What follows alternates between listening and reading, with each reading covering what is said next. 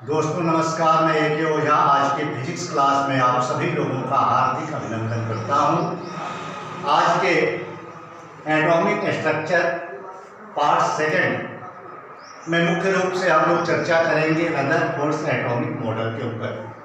और आज की क्लास में पहली बार मैं आपके लिए कुछ प्रश्न छोड़ करके जाऊंगा और उम्मीद करूंगा कि आप स्वयं बुक्स की हेल्प लेकर के या अपने दोस्तों के साथ उस टॉपिक के ऊपर, उस प्रश्न के ऊपर डिबेट करके उसका उत्तर खोजने की कोशिश करें। और यदि उत्तर मिल जाए तो इस वीडियो क्लास के कमेंट बॉक्स में जरूर डालें।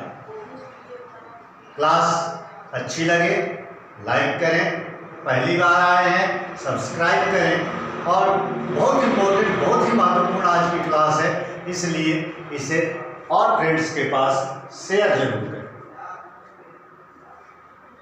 दोस्तों, हम लोगों ने पिछले क्लास में एटम का इंट्रो देखा था कि किसी भी पदार्थ का वह सूक्ष्मतम कण जिसका निर्माण इलेक्ट्रॉन, प्रोटॉन और न्यूट्रॉन नाम के 3 प्रकार के मौलिक कणों से मिलकर होता है, उन्हें परमाणु या एटम कहा जाता है। प्रोटॉन और न्यूट्रॉन परमाणु के मध्य भाग में स्थित होते हैं और इलेक्ट्रॉन उस मध्य भाग जिसे नाभिक कहा जाता है उसके चारों ओर विभिन्न वृत्ताकार कक्षाओं में रहकर उनकी परिक्रमा करते हैं। एक इलेक्ट्रॉन पर -1.6 × 10⁻⁻19 कूलम का नेगेटिव चार्ज, एक प्रोटॉन पर इतना ही अर्थात 1.6 × 10⁻⁻19 कूलम का पॉजिटिव चार्ज होता है, जबकि न्यूट्रॉन कण किसी भी आवेश का प्रदर्शन नहीं करता, अर्थात ये न्यूट्रल, उदासीन होता है। उसके बाद डाल्टन एटॉमिक मॉडल पर हमने विचार किया था। According to Dalton atomic model, every substance of the universe making with similar type of tiny particles, these particles are known as atom। ब्रह्मांड की सभी वस्तुएं एक ही प्रकार के छोटे छोटे कणों से मिलकर बनी होती हैं। इन कणों को परमाणु कहते हैं। चूंकि परमाणु किसी पदार्थ के सूक्ष्मतम कण होते हैं, इसलिए इनका विभाजन नहीं किया जा सकता। ये तब की बात है जब डाल्टन साहब ने अपना एटॉमिक मॉडल दिया था। अब तो साइंस और फिजिक्स दोनों बहुत आगे बढ़ चुके हैं। अब परमाणु की बात छोड़ दें, हम लोग आजकल नाभिक को भी तोड़ने लगे। रदरफोर्ड एटॉमिक मॉडल से पहले हम लोग चर्चा करेंगे जे थॉमसन एटॉमिक मॉडल के ऊपर। जे थॉमसन साहब ने परमाणु की संरचना, परमाणु के बनावट के संबंध में, उसके कंस्ट्रक्शन के विषय में पहली बार कोई सिद्धांत दिया, कोई प्रतिरूप प्रस्तुत किया, एक मॉडल दिया। इसलिए एटॉमिक स्ट्रक्चर के स्टडी में जे थॉमसन का बहुत ही महत्वपूर्ण स्थान है। ये कहें कि परमाणु की संरचना, स्ट्रक्चर ऑफ एटम की स्टडी जे थॉमसन से होती है। जे थॉमसन साहब ने, जैसा कि आपने पढ़ा होगा, सन 1897 में एक विसर्ग नली प्रयोग के द्वारा, डिस्चार्ज ट्यूब एक्सपेरिमेंट के द्वारा, इस पर और आगे की क्लासों में चर्चा करेंगे।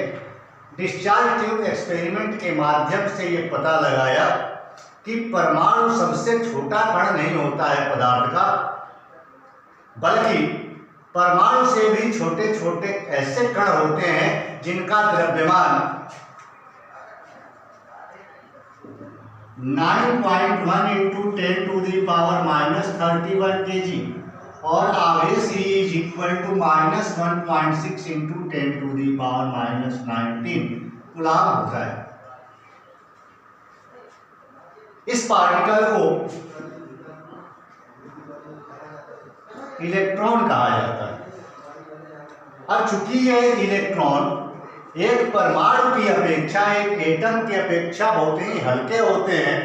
एटम उदासीन होता है, ये आवेशित होते हैं और इनका आकार अर्थात इलेक्ट्रॉनों का आकार एक परमाणु के आकार की अपेक्षा बहुत ही छोटा होता है। इसलिए ये कहा जा सकता है कि परमाणु किसी पदार्थ का सूक्ष्मतम कण नहीं होता, परमाणु से भी छोटे छोटे कण पाए जाते हैं। इस इलेक्ट्रॉन के आविष्कार के बाद थॉमसन साहब ने परमाणु की बनावट से संबंधित एक पहले प्रतिरूप का पहला मॉडल प्रस्तुत किया, जिसमें यह बताया कि परमाणु का आकार लगभग गोलाकार होता है। यह एक धन आवेशित ठोस होता है और ऋण आवेशित इलेक्ट्रॉन कण इस परमाणु के अंदर यत्र तत्र बिना किसी नियमित व्यवस्था के ऐसे ही बिखरे होते हैं जैसे किसी तरबूज के अंदर तरबूज के बीज बिखरे होते हैं। तरबूज हम सभी लोगों ने देखा होगा, खाया भी होगा और खाना भी चाहिए। गर्मी के दिनों में तो जरूर खाना चाहिए, इसके अंदर पौष्टिक तत्वों की भरपूर मात्रा होती है। तरबूज हरे हरे रंग का बहुत बड़े आकार का होता है। यदि इसको बीच से काट दिया जाए और उसके कटे हुए भाग को देखें जो सर्कुलर होता है लगभग, तो हम देखते हैं कि बाहर से एक सफेद रंग की दीवार होती है, वॉल होती है, और इसके अंदर का ये टोटल एरिया रेड कलर का होता है जिसे हम खाते हैं। और इसी रेड एरिया के अंदर काले काले काले काले बहुत सारे तरबूज के बीज स्थित होते हैं। अब अगर इस तरबूज को परमाणु माना जाए, ये तरबूज सपोज कीजिए परमाणु है, इसके रेड कलर को, लाल रंग को पॉजिटिव चार्ज माने और इसके बीजों को, काले काले रंग के बीजों को निगेटिवली चार्ज इलेक्ट्रॉन माना जाए,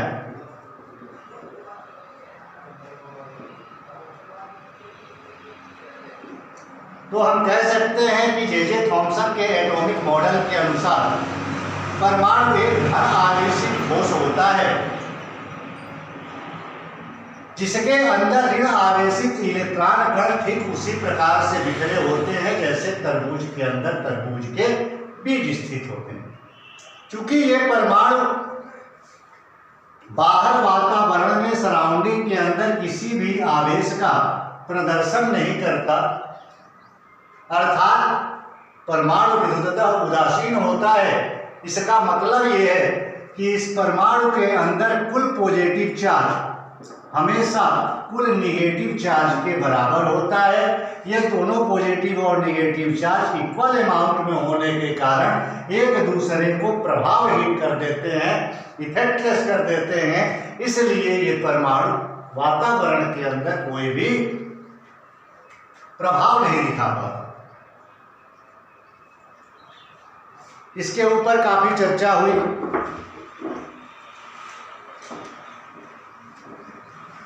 आगे चलकर रदरफोर्ड ने अल्फा पार्टिकल स्कैटरिंग एक्सपेरिमेंट के आधार पर, जिसे हम गोल्ड फॉइल एक्सपेरिमेंट भी कहते हैं, स्वर्ण पत्र प्रयोग के आधार पर यह बताया कि परमाणु जैसा जे थॉमसन ने बताया था वैसा नहीं होता है तरबूज जैसा, और उसके अंदर इलेक्ट्रॉन तरबूज के बीच जैसे काले काले बिखरे होते हैं, ऐसा परमाणु नहीं होता।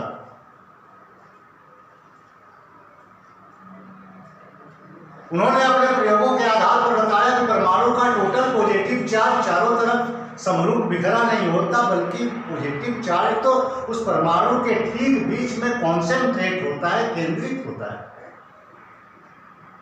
अपने प्रयोग में रदरफोर्ड साहब ने एक सोने की पतली परत ली और इस पतली परत से कुछ दूरी पर स्थित किसी अल्फा किरणों के सोर्स से अल्फा किरणों की बम्बार्डिंग कराई, प्रहार कराया।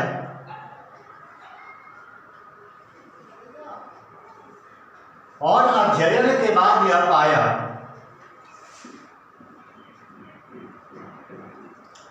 कि कुछ अल्फा किरणें जो इस परमाणु के मध्य भाग से अधिक दूरी से होकर गुजरती हैं, वे अपनी दिशा से बिना विचलित हुए सीधी निकल जाती हैं। कुछ अल्फा किरणें जो इस परमाणु के मध्य भाग से अधिक दूरी से होकर गुजरती हैं, वो बिना अपनी दिशा से विचलित हुए, विदाउट एनी डेविएशन, बिल्कुल सीधी निकल जाती हैं। शेष अल्फा किरणें जो या तो इस मध्य भाग के निकट से अथवा इसके सामने से गुजरती हैं, वे या तो बहुत बड़े कोण के साथ मुड़कर मध्य भाग से दूर भागती हैं अथवा पुनः पहले वाली दिशा में लौट जाती हैं। लग रहा है कि इस मध्य भाग से डर रही है। जैसे सपोज करें कल 3-4 लड़कों ने मिलकर के किसी एक लड़के की मार्केट में पिटाई कर दी, भाग के घर आ गए। अगले दिन जो लड़का मार खा करके आया था, उसने एक ग्रुप बनाया 4-5 लोगों का, लाठी लेकर के एक ग्राउंड में बैठ गए। यहाँ अब मारने वाले जो थे, अगले दिन उसमें से एक लड़का अपने घर से चला मार्केट जाने के लिए, इस रास्ते से जा रहा था। जैसे यहाँ पहुंचा, उसकी नज़र इनके ऊपर पड़ी कि यहाँ ग्राउंड में 5-6 वही लड़के लाठी लेकर के बैठे हैं, जिसमें से एक को हमने कल मारा था, ये तो आज हमें छोड़ने वाले नहीं हैं। फिर ये विचार करता है कि जब मैं अगर इस रास्ते से आगे बढ़ता हूँ, तो जब तक ये दौड़कर हमें पकड़ेंगे तब तक मैं यहाँ से निकल जाऊंगा। ये सोचकर ये सीधा दौड़ करके इसी रास्ते से चला जाता है, जो कि दूरी ज़्यादा है। उसी में से एक लड़का इस रास्ते से मार्केट जा रहा है। यहाँ आने के बाद उसकी नज़र पड़ी इनके ऊपर। इसने विचार किया कि यहाँ से इस रास्ते से अगर मैं आगे जाता हूँ तो हो सकता है कि ये मुझे पकड़ ले, और पकड़ने के बाद तो फिर क्या हाल होगा पता नहीं। इसलिए इस रास्ते को छोड़ करके ये दूसरी गली पकड़ करके, जो यहाँ से अधिक दूरी से जाती थी, दूसरी गली से होकर के मार्केट चला जाता है। एक और तीसरा लड़का जो इस रास्ते से मार्केट जा रहा है, यहाँ आने के बाद इनके ग्रुप को देखता है, जिनमें से एक लड़के को कल पीटा गया था। यहाँ आने के बाद अचानक देखता है, उसके होश उड़ जाते हैं और अब सोचता है कि अब यहाँ से इधर जाऊँगा तो भी मार खाऊंगा, इधर जाऊँगा तो भी पकड़ा जाऊँगा, सामने से जाने का तो कोई प्रश्न नहीं उठता। इसलिए आज मार्केट जाना कैंसिल और ये वापस अपने घर चला।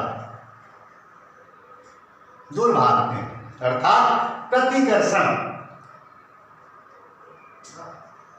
अब हमें पता है कि ये अल्फा कण धन आवेशित होते हैं और धन आवेश को धन आवेश ही प्रतिकर्षित करता है, according to law of electrostatics. According to law of electrostatics, similar और like charges always repel and dissimilar और unlike charges always attract to each other. विपरीत प्रकृति के आवेश हमेशा एक दूसरे को आकर्षित करते हैं, समान प्रकृति के आवेश हमेशा एक दूसरे को प्रतिकर्षित करते हैं। क्योंकि ये यहाँ अल्फा किरणें इस मध्य भाग से प्रतिकर्षित हो रही हैं, इसका मतलब है कि मध्य भाग धन आवेश का बना होगा।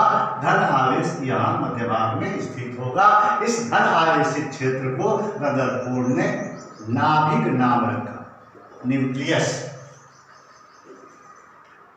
इस प्रयोग से जो निष्कर्ष निकला, जो कंक्लूजन मिले रदरफोर्ड साहब को, उन निष्कर्षों के आधार पर उन्होंने तहलका मचा दिया फिजिक्स के अंदर। परमाणु की संरचना विषय पर आज तक जितनी बातें बताई गई थी, उसमें से सबसे अलग तरह का सिद्धांत इनका आया और रदरफोर्ड साहब ने सबसे पहली बार नाभिक के अंदर परमाणु के अंदर धन आवेशित नाभिक का पता लगाया। इसलिए इन्होंने जो मॉडल दिया परमाणु का, उसको हम लोग रदरफोर्ड का परमाणु मॉडल तो कहते ही हैं, रदरफोर्ड का नाभिकीय सिद्धांत कहते हैं, क्योंकि इसी सिद्धांत में सबसे पहले परमाणु के अंदर, नाभिक की, एटम के अंदर न्यूक्लियस की कल्पना की गई थी। इस प्रयोग के बाद रदरफोर्ड साहब ने अपना एटॉमिक मॉडल दिया, जिसमें यह बताया कि परमाणु का आकार लगभग गोलाकार होता है। इसके मध्य में एक धन आवेशित ठोस होता है, जिसे परमाणु का नाभिक कहते हैं, और ऋण आवेशित इलेक्ट्रॉन कण इस नाभिक के बाहर विभिन्न वृत्ताकार कक्षाओं में गति करते हुए नाभिक की परिक्रमा करते हैं। किसी भी परमाणु के नाभिक में उपस्थित कुल धन आवेश का मान नाभिक के बाहर स्थित इलेक्ट्रॉनों के कुल ऋण आवेश के मान के बराबर होता है। अतः परमाणु विद्युततः उदासीन होते हैं, ये कोई चार्ज शो नहीं करते। बहुत ही सिंपल सा है, लेकिन हमें कोई सिद्धांत, कोई नियम इसलिए नहीं बताया जाता कि हम इसे पढ़ लें, एग्जाम्स में लिख लें, नंबर आ जाए और बस, इससे फिर कोई मतलब नहीं रहे। थोड़ी सी अपनी बुद्धि को अप्लाई करना चाहिए। मुझे ऐसा लगता है कि यहाँ हमें कुछ सवाल अपने आप से पूछने चाहिए, कुछ रदरफोर्ड के इस एटॉमिक मॉडल से पूछना चाहिए, और यही प्रश्न पूछ करके मैं आप लोगों के लिए छोड़ूंगा। आप इसको स्वयं से, बुक्स के हेल्प से, अपने दोस्तों के हेल्प से, जैसे भी हो, कोशिश करें कि इसका जवाब ढूंढें, और जवाब मिले तो कमेंट बॉक्स में डालें। फिर आगे की क्लास में इस प्रश्न के ऊपर हम और डिटेल से चर्चा करेंगे। समस्या ये है, according to Rutherford atomic model, किसी भी परमाणु के मध्य में एक धन आवेशित नाभिक होता है, पॉजिटिवली चार्ज न्यूक्लियस होता है, और ऋण आवेशित इलेक्ट्रॉन कण इस नाभिक के बाहर विभिन्न वृत्ताकार कक्षाओं में गति करते हुए नाभिक की परिक्रमा करते हैं। इलेक्ट्रोस्टैटिक्स में हम लोगों ने पढ़ा कि किसी भी माध्यम में जब किसी पॉजिटिव चार्ज या नेगेटिव चार्ज पार्टिकल को रखा जाएगा, तो उसके आसपास एक इलेक्ट्रोस्टैटिक फील्ड क्रिएट होता है, स्थिर विद्युत क्षेत्र उत्पन्न होता है। इसका मतलब है कि इस न्यूक्लियस के आसपास भी एक इलेक्ट्रोस्टैटिक फील्ड क्रिएट होता होगा। अब अगर इसके इलेक्ट्रोस्टैटिक फील्ड के अंदर कोई नेगेटिवली चार्ज इलेक्ट्रॉन पार्टिकल आता है,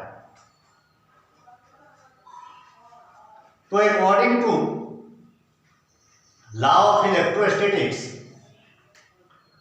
both particles are attract to each other.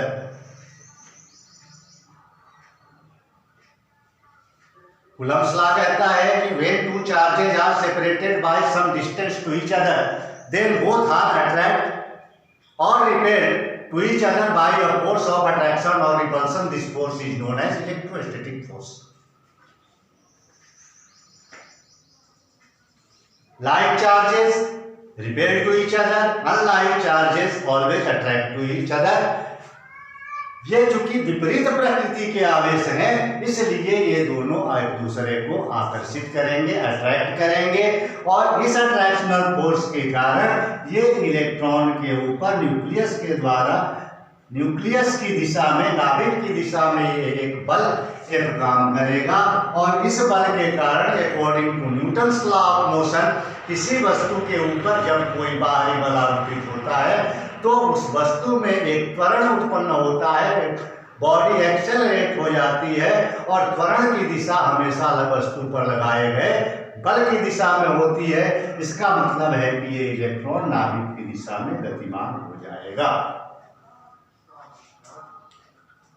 जी हाँ, आपके मस्तिष्क में ये प्रश्न उठ सकता है कि इलेक्ट्रॉन ही क्यों नाभिक की दिशा में आएगा, नाभिक भी इलेक्ट्रॉन की दिशा में जा सकता है, क्योंकि ये इलेक्ट्रॉन भी तो न्यूक्लियस को अट्रैक्ट करेगा। बिल्कुल सही बात है, इलेक्ट्रॉन भी न्यूक्लियस को अपनी ओर अट्रैक्ट करेगा, न्यूक्लियस भी इलेक्ट्रॉन को अपनी ओर अट्रैक्ट करेगा। But according to the law of inertia, जड़त्व के नियम के अनुसार जिसका द्रव्यमान कम होगा उसकी इनर्शिया कम होगी, और उसको एक्सेलरेट करने के लिए मिनिमम फोर्स की रिक्वायरमेंट होगी, जबकि जिसका मास अधिक होगा उसकी इनर्शिया ज़्यादा होगी, और इसको एक्सेलरेट करने के लिए ज़्यादा फोर्स की रिक्वायरमेंट होगी। हम जानते हैं कि न्यूक्लियस की अपेक्षा इलेक्ट्रॉन बहुत ही हल्का होता है, इसलिए इस इलेक्ट्रॉन के ऊपर जब नाभिक का बल लगेगा तो इसको नाभिक की दिशा में आने के लिए बहुत ज़्यादा फोर्स की रिक्वायरमेंट नहीं होगी। इसलिए ये दोनों जब एक दूसरे के ऊपर फोर्स लगाएंगे तो इलेक्ट्रॉन पहले एक्सेलरेट होगा। अब जब फोर्स के डायरेक्शन में एक्सेलरेशन होगा तो जाहिर है कि ये इलेक्ट्रॉन आकर के न्यूक्लियस में गिर जाएगा।